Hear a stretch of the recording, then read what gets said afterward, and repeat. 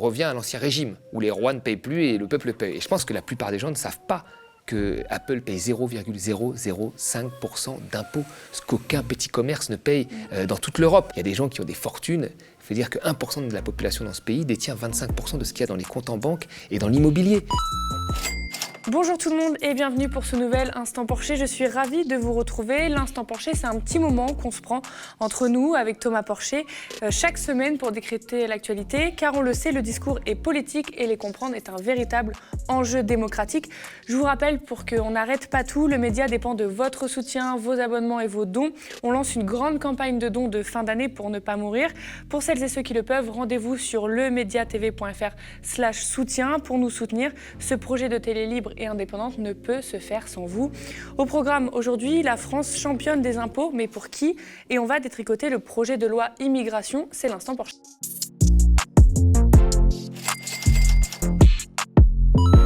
Un nouveau projet de loi immigration a été dévoilé par Gérald Darmanin et Olivier Dussopt, respectivement ministres de l'Intérieur et du Travail, mercredi 2 novembre. Ils nous présentent des nouveautés, mais rien de bien surprenant venant de la Macronie. D'abord, un durcissement sur les expulsions, ça rien de nouveau. Par exemple, en inscrivant les immigrés visés par une OQTF, donc obligation de quitter le territoire français, au fichier des personnes recherchées. Mais comme je disais, une nouveauté, donc un titre de séjour pour les métiers en tension. En gros, les métiers où il n'y a pas assez de main-d'œuvre. Et bien là, on veut bien des immigrés, aides ménagères, soignants, BTP, chauffeurs, hôtellerie-restauration. Gérald Darmanin propose aussi un test de français qui doit être réussi, sinon perte du titre de séjour. On l'écoute. Si le métier n'est plus en tension parce qu'on le décidait, parce que l'activité économique aurait changé dans notre pays par un retournement, par exemple, de croissance, évidemment, cette personne perdrait son titre de séjour au bout d'un an. Bien évidemment, on ne va pas prolonger des titres de séjour de métier en tension si le métier n'est plus en tension. Si cette personne perdrait son emploi, il est évident qu'elle pourrait répondre parce qu'elle aura cotisé à l'assurance chômage, et si à la fin elle n'a plus cette assurance chômage, elle doit repartir évidemment du sol national, elle n'aura plus son titre de séjour à la fin de ses droits. C'est tout à fait clair. Avouez que la proposition du gouvernement, elle a un grand avantage, elle est extrêmement nouvelle. Elle permet de dire d'abord que ce n'est plus l'employeur qui demande la régularisation de son employé. Aujourd'hui, il y a des gens qui travaillent en France, monsieur, qui sont exploités par certains patrons. Évidemment, l'immense majorité sont tout à fait à l'écoute de leurs salariés, mais il y a des patrons qui emploient des sans-papiers et qui leur disent: si tu n'acceptes pas des horaires très difficiles, si tu n'acceptes pas telle tâche extrêmement difficile, je ne demanderai pas ta régularisation. Parce qu'en France, sachez-le, seul l'employeur peut demander la régularisation de son employé irrégulier. C'est vraiment un scandale. Nous, on dit c'est à l'employé de le faire, et on le fait que dans les métiers où on manque de main-d'œuvre. Parce qu'en France, nous souhaitons une immigration de gens qui veulent s'intégrer, qui veulent travailler, qui veulent parler français. Moi, mes deux grands-pères viennent de la Méditerranée, ils sont venus en France pour bosser, et on veut pas des étrangers délinquants. Et donc la règle de ce projet de loi, c'est qu'on est méchant avec les méchants, on est méchant avec les délinquants, et donc on va demander l'expulsion de tous ceux qui commettent des actes de délinquance. C'est ça qu'il y a dans le projet de loi. Mais on est gentil avec les gentils, les gens qui veulent travailler et aimer notre pays, on les accueille. Je pense que c'est la vocation de la France. Tout ça ne peut que nous faire rappeler le combat des travailleurs sans papier depuis plus d'un an dans les filiales de la Poste qui luttent pour leur régularisation malgré des contrats de travail et cotisations et des mois de grève qu'on a couverts aux médias. Ici, le gouvernement veut donner la possibilité à ces travailleurs de rester sur le territoire français sans passer par l'employeur. Le salarié peut demander sa régularisation, il n'a plus besoin donc de l'employeur. Mais comme on l'a bien entendu, ce ne sont que pour les métiers en tension, là où il y a un besoin de main-d'œuvre. C'est dit, les immigrés sont là pour combler un besoin dans les métiers les plus précaires, les moins voulus. On l'entend dans le discours de Darmanin, on passe très vite du travail à la délinquance, gentil avec les gentils, méchant avec les méchants. Thomas, en quoi la loi immigration montre-t-elle que l'immigration est toujours plus ou moins tolérée en fonction des besoins des pays d'accueil? Est-ce qu'on peut dire que l'immigré devient une marchandise? En fait, ça a toujours été le cas. Là, on parle de l'immigration économique. Il y a plusieurs types d'immigration. Vous avez l'immigration pour cause de guerre, vous avez l'immigration qui existe déjà mais qui va s'amplifier pour cause de réchauffement climatique. Et là, on parle de l'immigration économique. Et l'immigration économique, elle s'est toujours faite en fonction des besoins de croissance des pays d'accueil. C'est ce qui s'est passé pendant les 30 Glorieuses. On a eu besoin d'une grande ressource de salariés issus de l'immigration pour reconstruire le pays. Et puis là, on voit qu'on a besoin de l'immigration parce qu'il y a des métiers qui sont en tension, parce qu'il y a 85% des offres d'emploi qui ne sont pas prises par des Français. Donc on a besoin de l'immigration pour combler ça. Mais donc du coup, l'argument qu'on entend tout le temps de les immigrés volent le travail des Français, il ne tient plus du tout là. En fait, c'est un argument qui a toujours été faux. La réalité, c'est que les immigrés occupent des postes que les Français ne veulent plus, parce que ces postes-là sont très mal payés. C'est ça aussi la vraie question. Quand on regarde la question globale de l'immigration, vous avez des pays d'accueil et vous avez des pays d'où sont issus les immigrés. Ces pays, souvent, sont des pays pauvres où il y a majoritairement des jeunes. Et le vrai problème de ces pays-là, c'est que les jeunes n'ont pas de perspective économique. Pourquoi ils n'ont pas de perspective économique? À cause d'un certain nombre de choses. Probablement en partie la corruption des dirigeants, mais pas que. L'organisation du commerce international fait que ces pays sont souvent spécialisés dans des biens à l'export, faisant appel à des multinationales étrangères qui ne créent que très peu d'emplois sur place. Vous regardez par exemple un pays comme le Congo, puisqu'on a 50% de notre immigration qui vient de l'Afrique. Prenons un pays comme le Congo, un pays issu des colonies françaises. Le Congo, 96% de ses exportations, c'est du pétrole. Qui sont les opérateurs majoritaires dans ces pays-là? C'est Total et c'est Eni, l'italien, qui ont quasiment 90% de la production pétrolière. Il n'y a pas de raffinage sur place, il n'y a pas d'industrie sur place. Donc en fait, vous avez une multinationale qui arrive, qui va planter un puits, faire appel à ses ressources humaines à elles, qui ont les compétences techniques, et qui va, à part pour quelques postes de sécurité ou de transport, mais vu que le pétrole s'en va vite dans les pays riches, va employer quelques Congolais. Donc ces industries-là ne créent pas énormément d'emplois. Et si demain vous aviez un président africain qui voulait faire un grand plan d'industrialisation de son pays, par exemple dans l'agriculture, puisque le Congo n'utilise que 4% de ses potentialités agricoles, c'est-à-dire 96% n'est pas utilisé. Si demain on voulait développer l'agriculture, ce qui leur permettrait de se nourrir et pas d'importer des biens avec l'argent du pétrole, ce qu'ils font aujourd'hui, eh ben, il faudrait des financements. Et comment on a ces financements quand on est un pays pauvre? Ben, on les a rarement ou très peu, à part du microcrédit. Et donc on a recours au FMI qui demande de se spécialiser, la boucle est bouclée, on ne crée pas d'emploi. Donc ces pays-là n'ont pas de perspective pour les jeunes. Donc ces jeunes sont obligés de migrer, quand il n'y a pas de guerre, pour trouver un emploi dans d'autres pays. Souvent, ils migrent dans des pays voisins un peu plus dynamiques, mais parfois, ils veulent aller jusqu'en Europe parce que ce sont les pays aujourd'hui qui captent la plus grosse partie de la richesse dans le commerce international.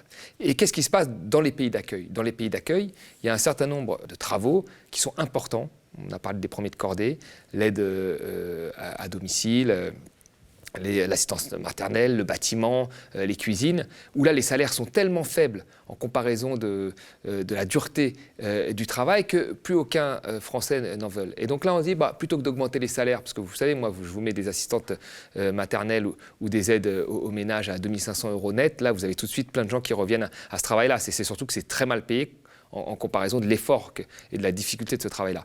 Et donc là, les gens ne veulent pas augmenter les salaires, donc on fait appel à une immigration qui satisfait le patronat dans la restauration et puis qui satisfait aussi l'État français dans l'emploi de précaires dans les crèches ou ailleurs. Et donc ça crée c'est un vrai problème en fait d'organisation mondiale du commerce et de questions salariales dans les pays riches. Là, avec l'annonce de cette loi immigration, on sait très bien que ça va faire absolument les titres des journaux, ça va tourner en boucle sur les chaînes de télévision mainstream. Pourquoi il y a une telle obsession avec l'immigration? Pourquoi c'est un tel point de fixation? C'est incompréhensible. Quand on regarde dans les chiffres, c'est incompréhensible. Parce que la France, finalement, elle accueille 2 fois moins d'étrangers que, par exemple, l'Allemagne. 3 fois moins que la Suède. Quand vous regardez le taux d'immigration, c'est-à-dire les flux entrants sur la population totale, c'est 0,3%. Donc c'est pas énorme. Alors certes, ça augmente, mais ça reste très faible. Quand vous regardez la population immigrée, on est à peu près à 10% de la population. Mais c'est un chiffre qui est en dessous de l'Allemagne, qui est en dessous de l'Autriche. Vous voyez? Donc le fait qu'il y ait un point de fixation comme ça, c'est en fait qu'il y a une confusion qui est volontairement faite par le Front National, le RN, et on l'a vu avec la sortie qui s'est passée il y a quelques jours à l'Assemblée nationale, c'est qu'en fait, on fait une confusion entre les immigrés et les Français issus de l'immigration. Et vous avez, quand vous mettez immigrés français issus de l'immigration, c'est 25%, c'est un quart de la population française. Dans les manifestations, on dit première, deuxième génération, nous sommes tous des enfants d'immigrés. Mais c'est réel. Et donc il y a une confusion qui est entretenue là-dessus pour dire, regardez, l'immigration devient incontrôlable. Ce qui est faux en comparaison dans les statistiques, ce qui est faux, regardez, ça devient incontrôlable parce que, en fait, visuellement, vous avez aujourd'hui des Français qui sont issus de l'immigration et qui sont parfaitement français. Et ça, il faut que les gens, plutôt que de parler d'intégration, à partir du moment où tu es français, tu n'as plus à t'intégrer. Donc il faut que les gens l'intègrent justement dans leur tête. Et ils ont du mal à l'intégrer. Donc c'est avec ça que joue le FN. On l'a vu, vous avez un député français à peau noire. Et là, on lui dit, rentre en Afrique. Et cette confusion est souvent jouée par le RN pour alimenter une haine, une phobie migratoire qui en réalité dans les statistiques n'existe pas. Mais pas par le RN, là, Darmanin, on voit que dans son discours, la vidéo qu'on a vue... Darmanin, la droite, etc. Enfin, vous regardez en fait sur les ministères de l'Intérieur, tous ceux qu'il y a eu ces 30 dernières années, chacun va sortir sa loi immigration, y compris à gauche. Quand vous avez un Chevènement qui vous dit... et puis c'est toujours la même chose. Là, Darmanin dit gentil avec les gentils, méchant avec les méchants.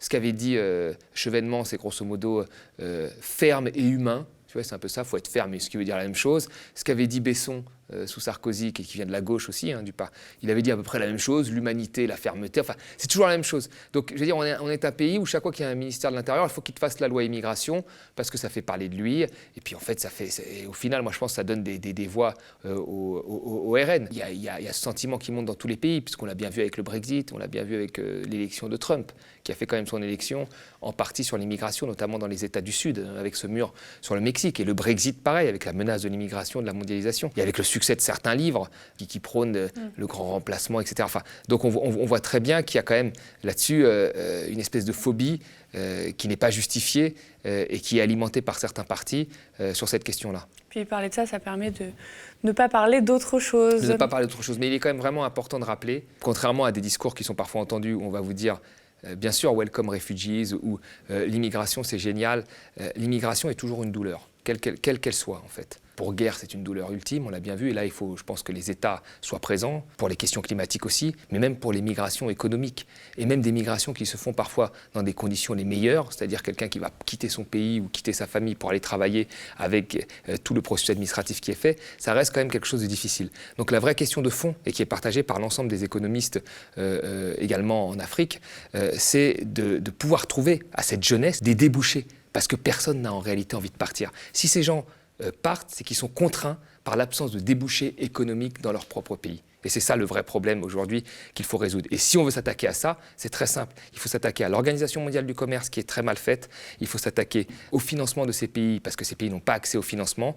Et une fois qu'on se sera attaqué à ça, il y aura des débouchés dans ces pays-là et ce sera beaucoup mieux pour les populations. La France, championne des prélèvements obligatoires en 2021 dans la zone euro et vice-championne dans l'Union européenne. Les Échos et Le Point racontent comment la France est la plus forte en termes de pression fiscale. Alors, vous nous connaissez. Nous, on va décortiquer tout ça. Les prélèvements obligatoires, ce sont les impôts et les cotisations sociales. Dans notre pays, ils s'élèvent à 47% du PIB, contre 46% en Belgique, 43,7% en Autriche ou encore 43,6% en Italie. Pour la Bulgarie, c'est 30,7% du PIB par exemple. Au sein de l'Union européenne, la France passe deuxième derrière le Danemark qui est à 48,8%. Alors ces chiffres sont tirés d'une étude sur la situation fiscale française publiée mardi 1er novembre par le site spécialisé FIPECO et relayé par les Échos. Alors dans ces articles, on parle de retard, de devoir rattraper, mais c'est une mauvaise nouvelle d'être premier de la classe en termes de socialisation de l'économie. Petit rappel habituel, si vous regardez souvent les instants Porcher ou Toujours debout le soir à 18h30 en direct, oui, on nous parle de dette, de déficit, mais à la charge de qui? Je vous donne ces quelques chiffres. Il y a 10 ans, ménages et entreprises contribuaient à peu près de façon proportionnelle au budget de l'État. Ce n'est plus le cas aujourd'hui entre le CICE, la baisse des impôts sur les sociétés, etc. Autre donnée, la France a connu une augmentation des prélèvements obligatoires sur les ménages de 54,1 milliards d'euros entre 2017 et 2021. Mais de l'autre côté, l'État a comme projet une nouvelle baisse d'impôts de production avec la suppression de la CVAE, on vous en a assez parlé ici, sur les sociétés de 8 milliards pour 2023-2024. Encore un autre chiffre qui nous aide à casser les idées reçues rapportées par Maxime Combe et Alternative économique. Les pauvres ne sont pas ceux qui touchent le plus de prestations sociales, minima sociaux, prestations logement, famille, chômage, retraite. Les 10% les plus modestes reçoivent en moyenne 980 € mensuels, tandis que les 10% les plus aisés reçoivent 1770 € avec les retraites. Je me tourne vers toi, Thomas, pour que tu nous livres ton analyse. Est-ce pertinent de comparer nos prélèvements obligatoires avec les autres pays, comme l'ont fait ces articles et cette étude? Pourquoi pas, mais c'est quoi la conclusion de ça en fait? En fait, c'est ça, ok, on a les taux de prélèvement les plus élevés. Est-ce qu'il y a un impact sur la croissance? Parce que c'est ça en fait derrière la petite musique, c'est de dire regardez, on a des forts taux de prélèvement et donc ça a un impact sur l'activité, la croissance, etc. Alors qu'en fait, ça c'est faux. Il y a des pays à fort taux de prélèvement qui ont des croissances beaucoup plus dynamiques que d'autres à taux de prélèvement faible. On peut comparer ces dernières années la Suède et le Japon. Voilà, il y a un pays qui a des forts prélèvements et pendant des décennies, parfois une meilleure activité que d'autres. Je veux dire, c'est quoi le but? Le but, en fait, quand on fait ça, c'est après de taper sur le service public, sur les prestations sociales et de prôner des économies. Ah ben, on est plus élevé, donc il faut économiser. Voilà. Mais après, en termes d'activité, qu'on mette les taux de croissance, on va être surpris. Hein. Ce n'est pas aussi corrélé que les gens veulent nous le faire croire. Et puis après, surtout, il faut être honnête. Il faut regarder, quand on fait des comparaisons de taux de prélèvement, il faut regarder après le niveau de couverture sociale par pays. Et moi, je mettrais ça, parce que les comparaisons, c'est intéressant, mais il faut bien les faire. Donc moi, je mettrais le taux de prélèvement et le taux de couverture sociale. Et là, on aurait un indicateur un peu plus intéressant. Et puis si on va aller encore plus loin, on compare le coût d'une couverture sociale publique avec celle d'une couverture sociale privée. Combien coûte une assurance privée par rapport à une assurance publique? Et là, on a une vraie comparaison. Parce qu'en réalité, à la fin, si ce n'est pas directement inclus dans le public, via des prélèvements, via des impôts, ça sort finalement de votre poche. Et si ça ne sort pas de votre poche, vous n'avez pas de couverture. Et donc si vous êtes malade, vous n'êtes pas soigné, comme 2 millions d'Américains par an qui font faillite à cause d'une maladie. Donc il faut dire les choses comme elles sont et puis faire des comparaisons, mais pas juste agiter ce truc. On a le taux de prélèvement le plus élevé, donc moins d'impôts, donc moins de dépenses publiques, donc moins de fonctionnaires. Tout le monde pointe la fiscalité, hein. C'est vrai que c'est un débat qui revient beaucoup. On en avait parlé ici d'ailleurs avec Vincent Drézé, qui est membre d'Attaque. Toi, quel problème tu définirais au sujet de la fiscalité aujourd'hui en France ? La fiscalité aujourd'hui en France, le vrai problème de la fiscalité, c'est l'injustice fiscale. Et ça concerne à peu près tous les pays riches.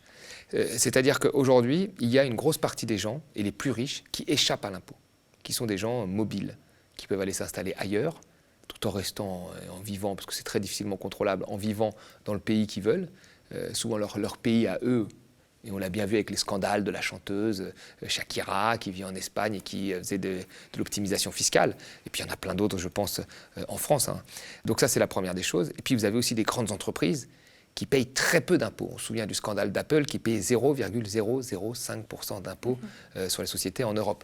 Donc les riches échappent à l'impôt. Et les pauvres payent, eux, très fortement l'impôt. Ce qui crée une injustice fiscale majeure. On revient à l'ancien régime, où les rois ne payent plus et le peuple paye. Et je pense que c'est ça le vrai sentiment. C'est qu'aujourd'hui, une PME va avoir une pression fiscale de 25% ou 15%, ça dépend. Et en face d'elle, elle est en concurrence avec quelqu'un qui fait les mêmes produits qu'elle, des cafés ou de la nourriture, et qui, lui, peut avoir toutes les logiques d'optimisation fiscale et en profiter pleinement. C'est une concurrence parfaitement déloyale, parce que les consommateurs qu'ils drainent sont les mêmes. Sont les consommateurs qui vivent dans le pays. Et on a la même chose, des gens à qui on va rajouter quelques centimes sur les prix du carburant pour la taxe carbone. On les braque, sans faire de jeu de mots, quand ils font leur carburant en leur prenant encore un peu de fiscalité. Et de l'autre, vous avez des gens, les 1% les plus riches, qui détiennent 25% du patrimoine, et c'est bien de le répéter toujours, à qui on offre 4 milliards de baisse d'impôts. Donc c'est ce sentiment d'injustice aujourd'hui qui est un vrai problème. La fiscalité en elle-même, elle n'est pas un problème si tout le monde paye la même. Elle devient un problème si les plus pauvres ou les petits payent plus en pression fiscale que les gros. Et c'est ce qui se passe aujourd'hui. Et c'est de là d'où vient en fait un ressentiment à l'égard de la fiscalité. C'est de là que ça vient. Ça vient de cette injustice-là. Parce que les montants, en fait, en comparaison, la pression fiscale en comparaison, elle n'est pas importante si tout le monde paye la même. Ça devient très grave quand les petits payent plus que les gros. Et c'est ça qui fait que les petits, comme tu dis, peuvent adhérer au discours libéral alors que parfois il ne va pas du tout dans leur sens, quoi. Bien sûr. Oui, parce que le vrai problème en fait, des petits, c'est quoi ? C'est qu'en fait, ils ont une concurrence déloyale avec les gros qui les cannibalisent. C'est-à-dire, tous ceux qui ont vécu en province ou en banlieue ont connu ça. Quand vous avez un grand centre commercial qui s'installe, avec toutes les grandes enseignes que nous connaissons, et d'ailleurs, Le Figaro, il y a quelques semaines, avait fait sa première page où il découvrait en disant « La France pas belle » ou les paysages gâchés de la France en mettant les grandes enseignes américaines, etc., qui sont dans les grands centres commerciaux.